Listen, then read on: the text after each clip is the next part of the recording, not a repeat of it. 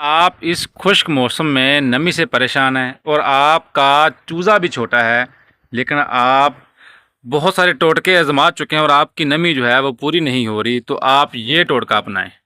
पंखा कम चलाएं, आगे वाले वेंट बंद रखें और ये वेंट आप पैडों वाली साइड से जो शापर है इसको आप वेंट की शक्ल दें। इंशाल्लाह आपका जो अंदर का टेम्परेचर है वो भी सेट रहेगा और आपकी जो नमी है वो भी पूरी रहेगी।